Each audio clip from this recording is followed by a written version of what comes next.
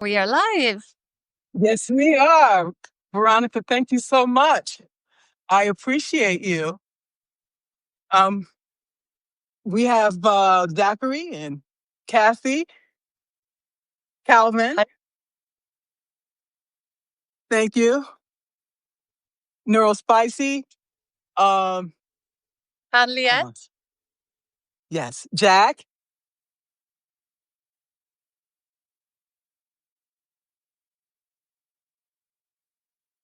So, should we wait a few more minutes? I think we get started. People can casually come. Okay, sounds good.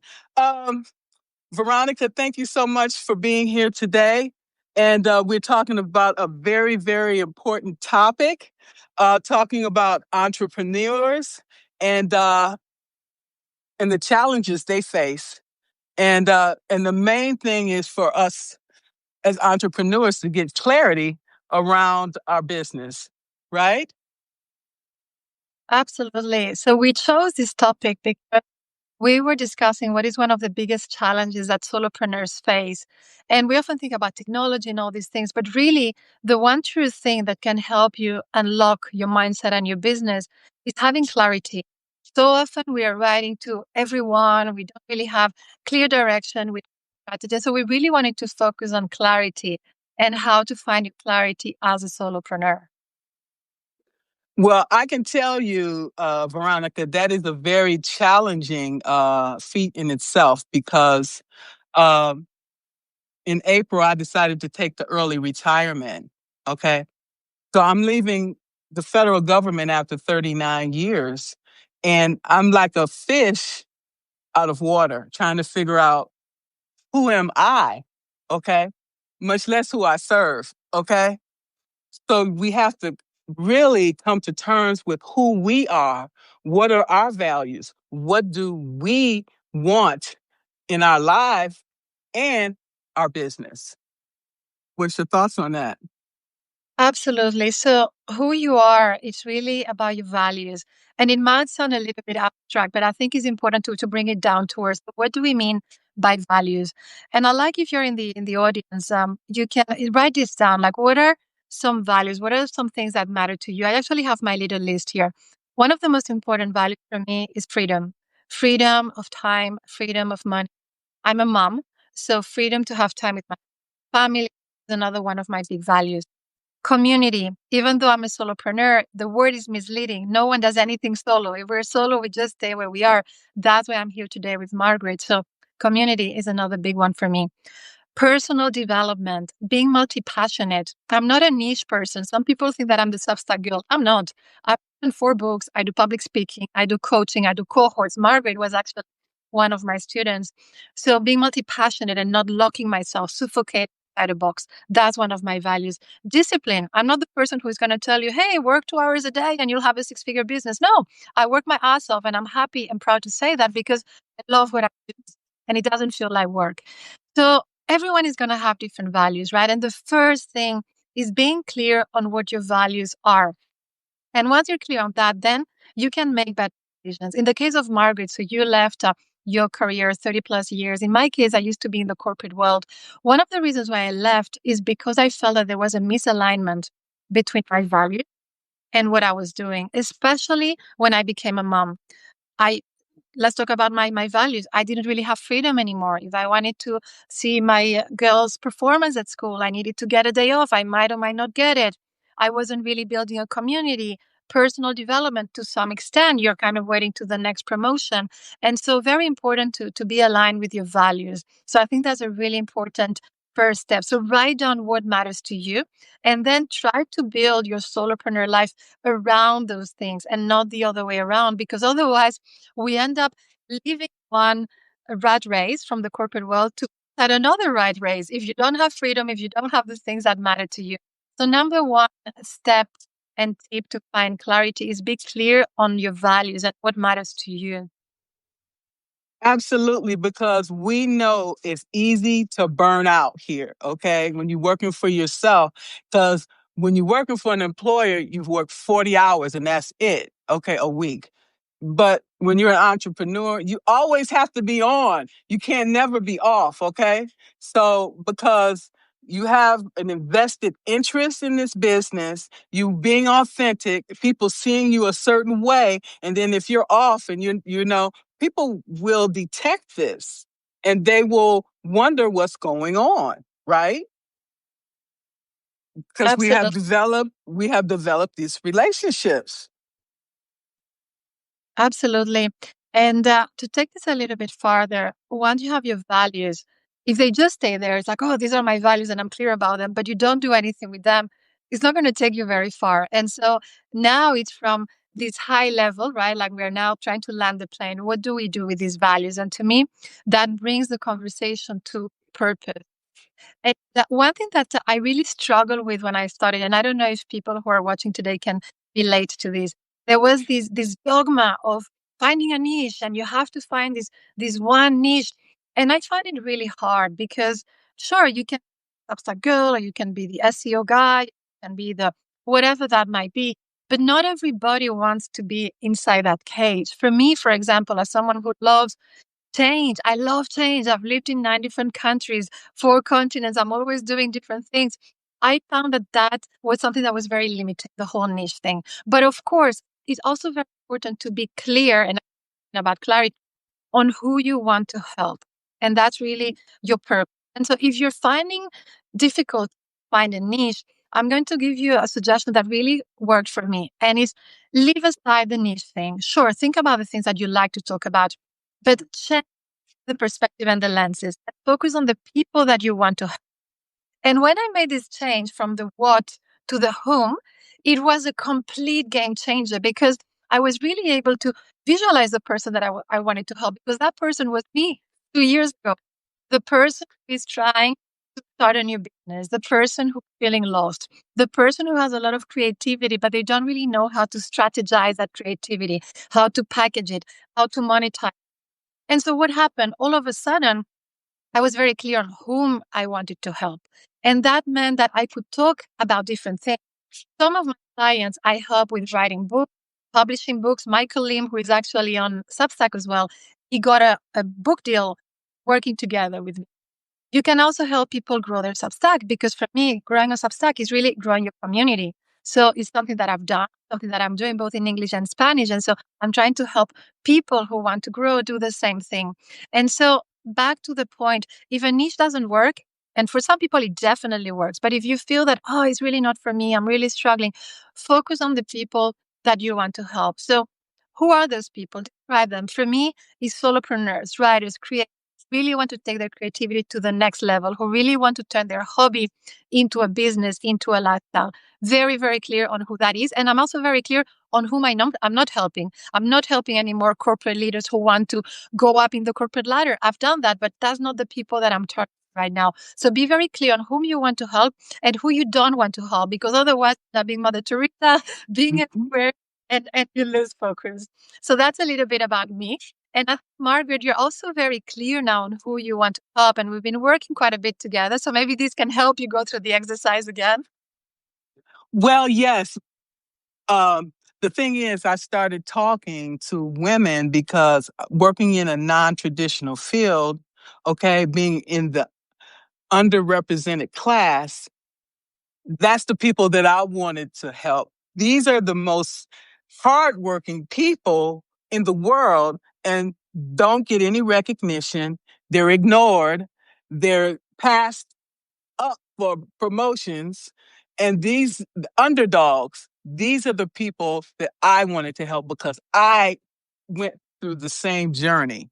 And I know what it takes to be successful, to overcome adversities. Okay. So it turned out not to necessarily be women. Men also gravitate towards my messaging because I'm a left brain person.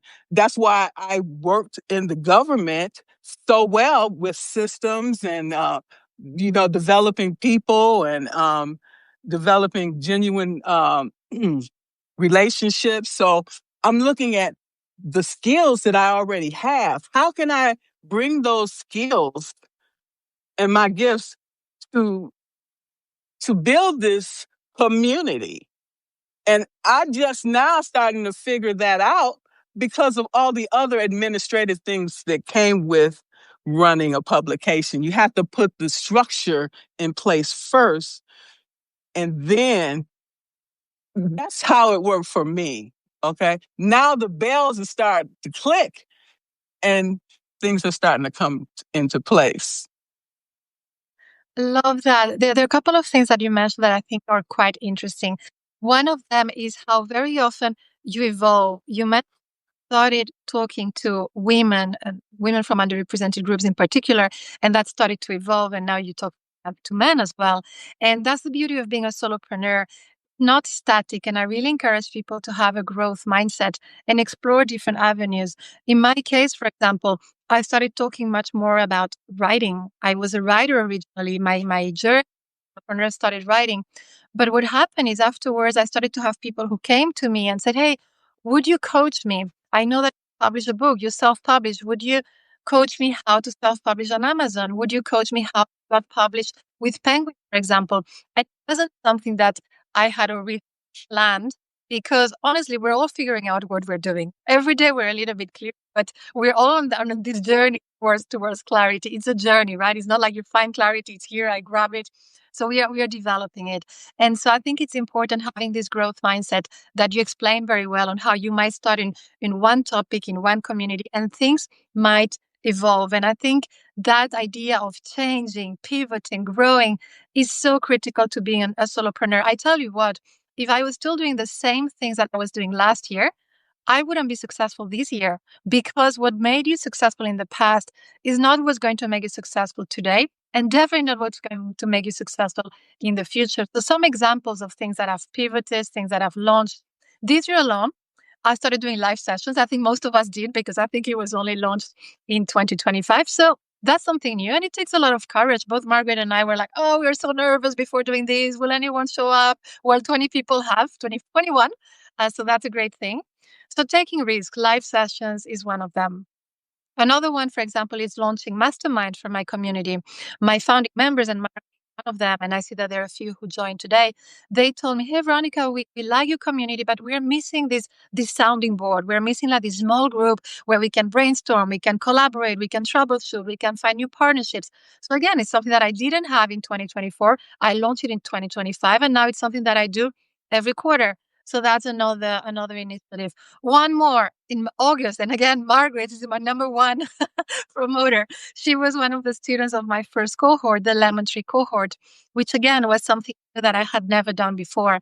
So solopreneur is not static, it's something that is going to evolve and is something that is going to open new possibilities. And some of them will lead to something and some of them will not work. But I think being open to change and growth is really part of being a solopreneur.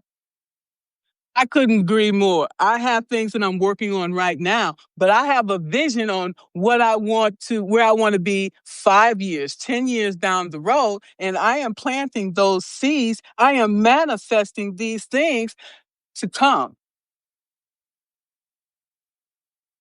Love that. And that's the mindset we have to have, okay? In this world that we live in, because anything can happen at any given time. You can say, hey, you lost your job. Then what you going to do? You always have to have a plan B, maybe even a plan C. Okay. Love it. One thing, if you are watching, you have questions, this session is about strategies for solopreneurs. We're very open to taking sessions, questions as we go. So feel free to put them in the chat and Margaret and I will get back to you. So to move a bit further, so we've talked about values. We've talked about turning those values into a purpose, having your value proposition of what really it is that you are going to impact, how you're going to help people. I think that part is so important. And one of the struggles that I see many solopreneurs have, and I did when I started, and I still have this blind spot, is that very often we focus so much on what we offer, what we give, the feature. This is my course and this is my cohort or whatever it is. And we forget to translate it in a way that really talks about benefits, that really talks about the transformation. Very often when people ask me for feedback about their product, I'm like, tell me in one sentence why I should get it. And it's one of the challenges that most people have. Tell me what your Substack is about in one sentence. Tell me what your course is about in one sentence. It's such a great filter. And I tell you this, I keep on working on these, some people call it elevator pitch or whatever it is, until I have it so nailed down that someone else who has just heard it once can repeat it. Let me give you an example. I recently launched a course for public speaking.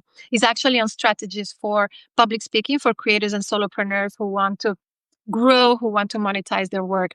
And I was struggling. It's like, how can I position this? I was asking for feedback because if it's too long, if it's too complicated, one, people are not going to buy it. Two, they're definitely not going to remember what it was. And so try to find this value proposition, which is in one sentence, how is this going to help you? And I tell you very clearly, my course on public speaking is going to help you grow your community, get more views, and boost monetization with the power of public speaking. How? By incorporating live into your strategy, by doing more podcasts, by selling keynotes and workshops to corporates. That's my course. And if you cannot explain it simple enough, it's because you don't understand it simple enough. I'm glad you mentioned that because I had to constantly change my strategy depending on the data that I'm seeing. Okay. I was writing, okay, I got tired and people probably felt that. And so my open rate was going down. I'm like, what's going on? So I started doing lives. Okay. Then my open rate started going up, you know, and because people are so busy, they don't have time to actually sit there and read the article per se. They can listen to your podcast on in the car. Okay, they can listen to it on the train or the bus. Okay, maybe on their lunch break. It's much more accessible, and then if you're already tired, you're not going to want to necessarily read something. I would prefer to watch it or to listen. This is just, based on the world we live in today. And every time I go out and do a live, people see me, they automatically will decide whether they want to follow me. Okay. And then while you're doing the live, then you have people even subscribing. And I'm like, okay, all right, I get it. So you have to listen, pay attention to the signs. I keep telling people, pay attention to the signs. You see what's working, keep doing that. But sometimes you do too much and then you have to change course as well. Mm, I think that that idea is super important of looking back and analyzing what's done and what works and what doesn't. I know that I'm guilty of always trying to do more and what is the next post and the next article and so on. But sometimes just looking back, saying, what are the things that really resonate with people? What are the things that have the biggest impact? And really build on those. And very often is about repurposing what you already have. A lot of people, when I challenge them, why don't you publish a course or a digital product? They might tell you, but I know what to write about. And it's like, are you kidding me? You have a newsletter that you've been growing for a year. Go back, look at your 20 most popular articles. What do they have in common? Or is there a topic that always gets attraction?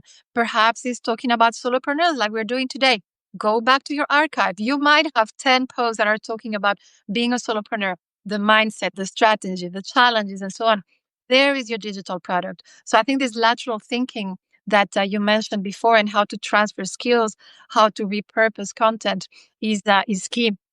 You also talked about going live, and I think this is a very interesting topic for solopreneurs.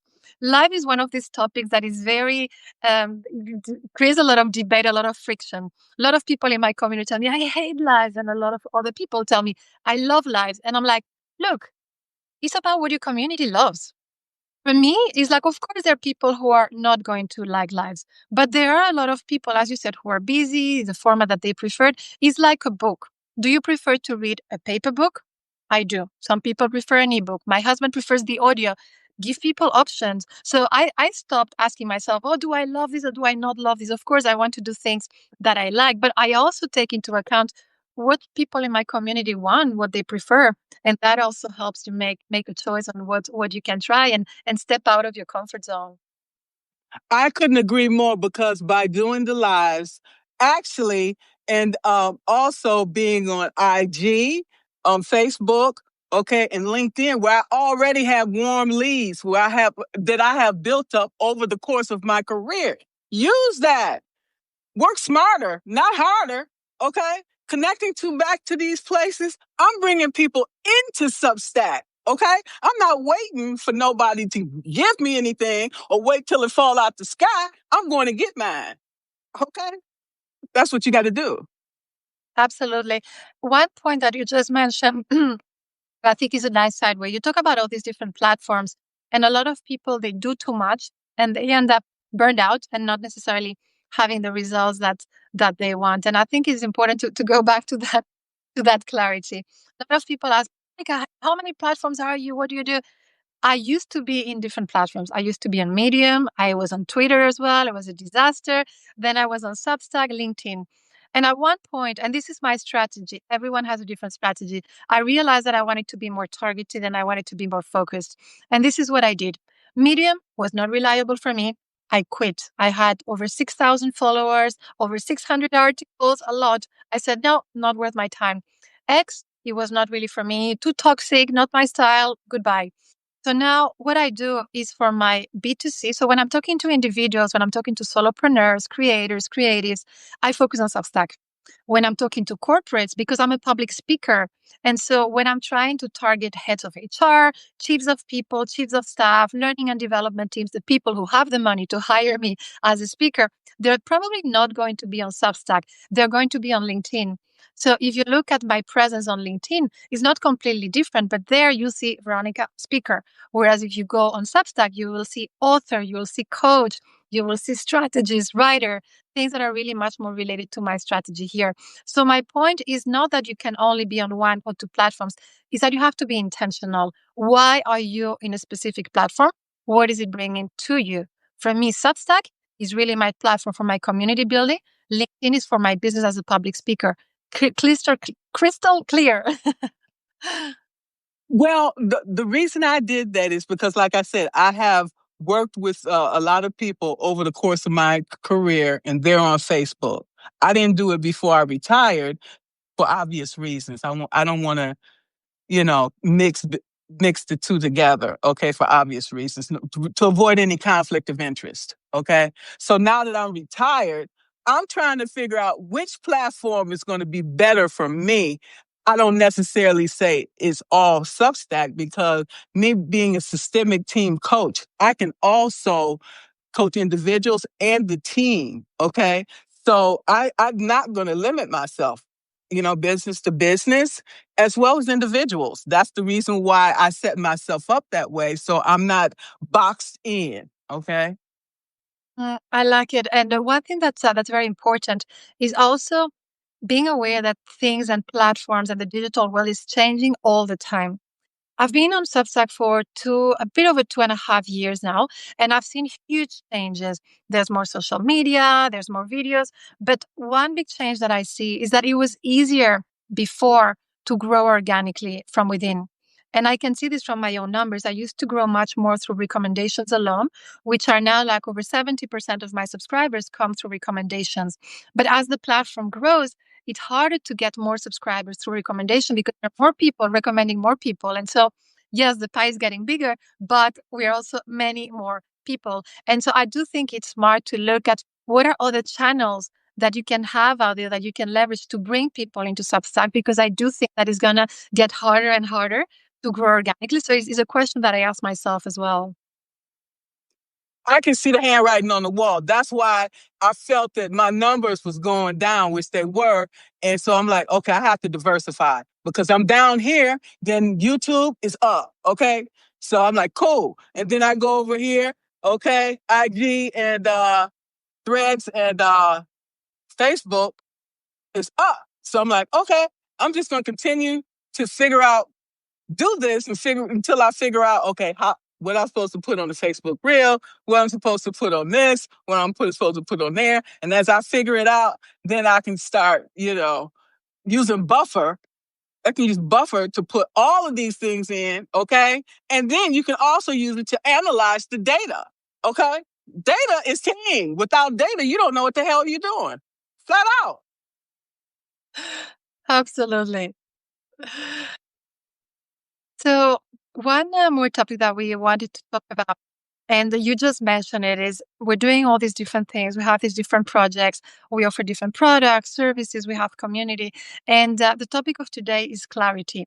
Sometimes it is that when you have all these projects and you have all these plans that you want to do, you can go into analysis paralysis. I have so many people, even cohort, people told me, I know that I want to do this, but I also want to do that and launch a community and have a paid service. And in the end, you have all these plans and you kind of stop and nothing happens. And I think part of finding clarity is being able to prioritize. And yes, you can do 10 things, but not at once. As a coach, as a strategy coach, I have over 70 clients, mostly founding members. And one thing that I find very interesting is that one of the first questions people ask me, especially when they're just starting, they might have 100 subscribers. How do I monetize my newsletter? And this is what I mean by prioritizing. I always try to zoom out and help people look at the big picture. And I always use the metaphor of a store in a shopping mall. You, the solopreneur, you are the store and you're in a shopping mall and you have a beautiful offer, you have a beautiful store, the mall is full, but no one is coming to your store. And so, yes, it's important to have a nice offer. It's important to have everything ready for when people come. But the first question is not, how do I sell? The first question is, how do I bring people to my store? And not once, not just today. How do I create this strategy that is sustainable to bring people to me? I think that is really the key. And very often I find that people get so blinded with the idea of paid subscribers that they forget the element of community. They forget how important it is to constantly being attracting people, because what naturally tends to happen is that you attract people the right way because they like your message, they like your strategy, they like your voice.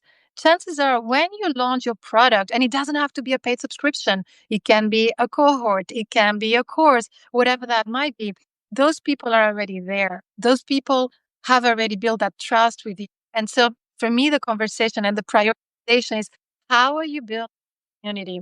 How are you creating that trust? And then the monetization is almost like the side of it, like the byproduct of it. But if you're starting and you're getting frustrated because you're not getting paid subscribers, I really encourage you to focus on community, building trust, and then from there the monetization will be able to go much faster. Also, a little detail that a lot of people don't realize when they're talking about paid subscriptions. In general, the paid subscription rate that I see out there from free to paid is around 2 to 3%. So if you run the numbers, it's quite low, right? It means that if you have 1,000 subscribers, you might only have 20 to 30 that are paid. And some people might say that this is actually a positive and optimistic number. So also think in terms of strategy more than just paid subscribers. Substack is your community. Yes, having paid subscription is great, but it's really the foundation of everything that you're going to build later. You don't need 1,000 subscribers to monetize your work. You can do a nice little cohort for 8 to 10 people, and it might be much more profitable than trying to chase paid subscribers with discount and things like that. Yeah, you're right. And one of the things that I had did is I created this course, okay, that I can not even use now because it was a different audience. I was going to be talking to women in government. After I did that, somebody said, it's not going to sell, you know? So you have to look at all of these things before you start putting your time and effort into something that's not going to work. You have to do testing, you have to get feedback, and and see what people really want. Mm, absolutely. So this idea of asking for feedback, of prototyping, very often what I do is more from my work as a public speaker. I don't develop my entire presentation or workshop or keynote and go to the client, hey, would you like this topic on confident communication, for example? I do an outline first. Hey, I have this session. I don't yet, but I will if you want it. I have an outline. I prepare. Is there interest? Do I have enough queries on that? You can do the same. And I do the same with my community. One of my current topics is public speaking. I've been asking a lot of people, would you like to speak in public? Would you like to start doing lives? Would you like to host webinars in your community and monetize them? And because the feedback was positive, I was like, okay, I'm going to create a course on public speaking, but public speaking specifically for creators who want to use the power of speaking to boost their business and take it to the next level. So yes, you can prototype, you can ask feedback, and don't just create in the blind, but really ask people what is going to help you. And then you can take it from there.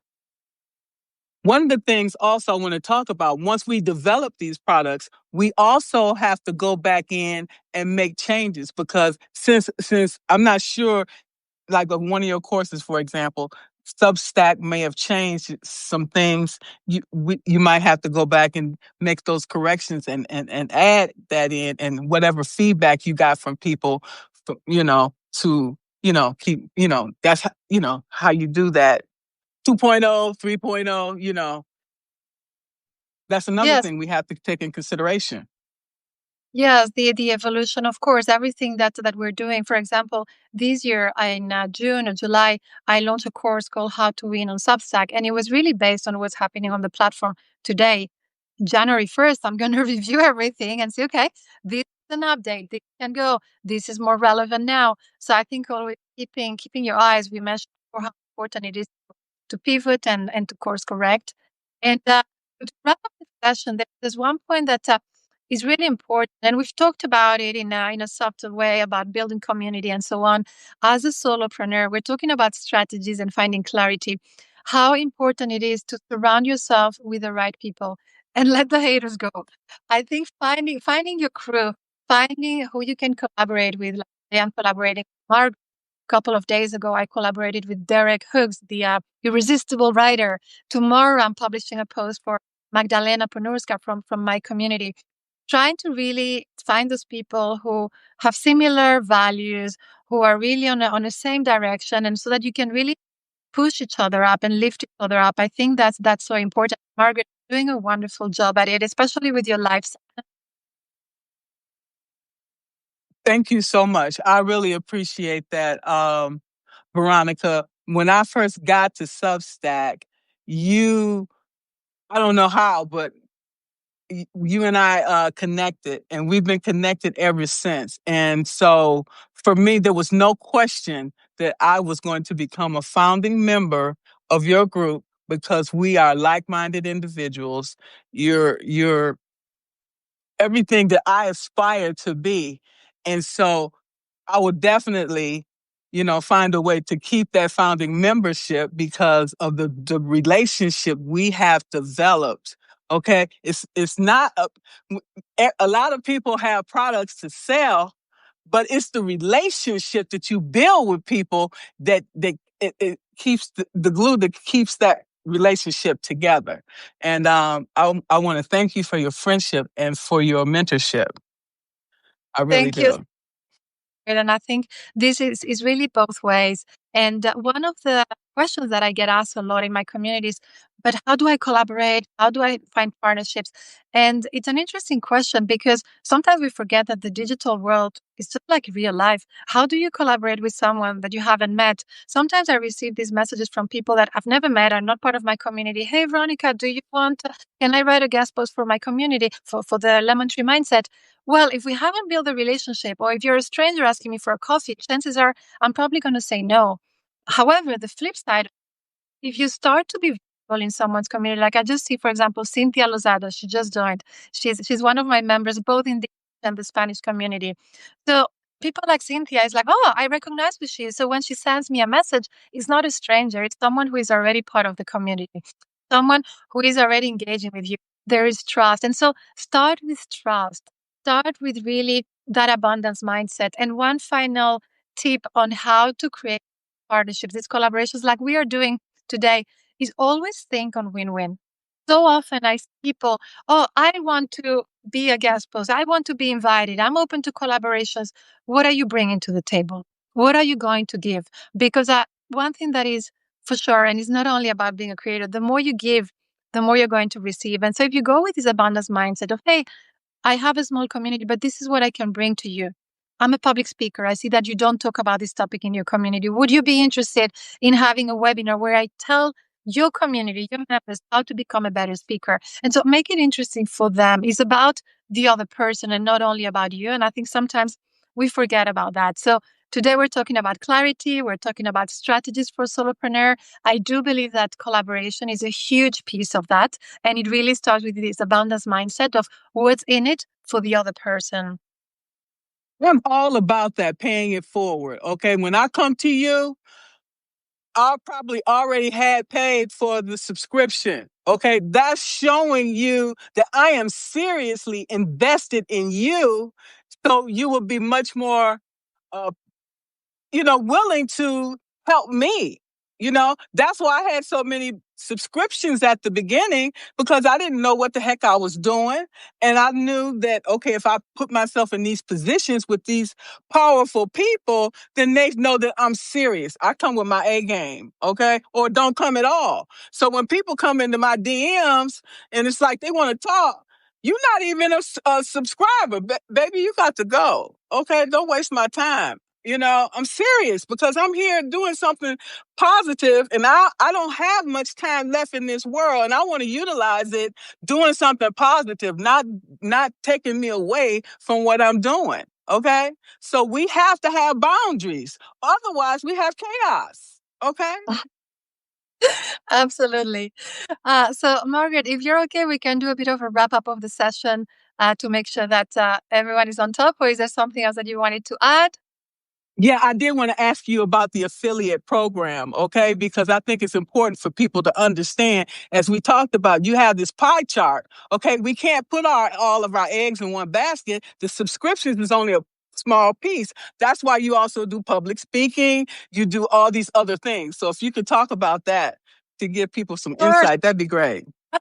A bit on this idea that you don't need to obsess over paid subscription. And in fact, many successful solopreneurs, they use all their content as free content to attract people to their community. And then from there, you can have courses like I mentioned that I have. You can have digital products. You can have sponsorships if that's a model that you want to pursue.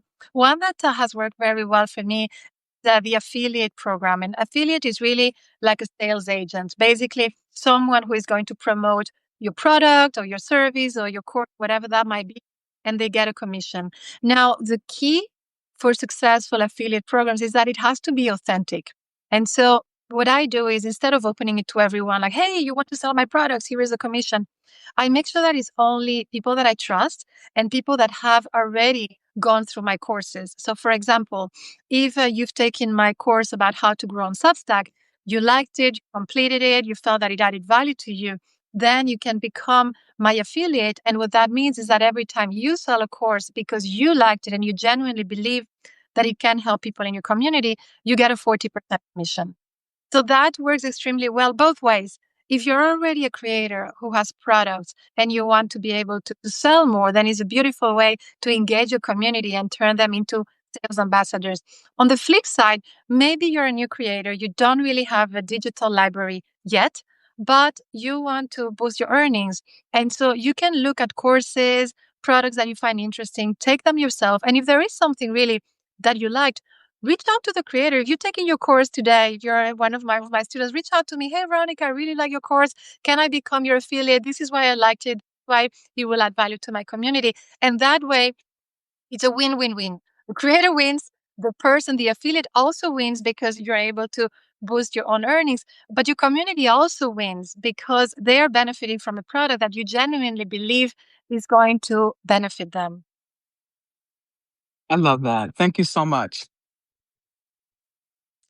So, with this, I think we've covered a lot of strategies. Of course, we could go on and on, but we want to make sure that we keep everything with that within a framework. So, we talked about values, and we encourage you to think about the values that really matter to you and to use them to really craft your solopreneur work and not the other way around. So, really, a lifestyle first business.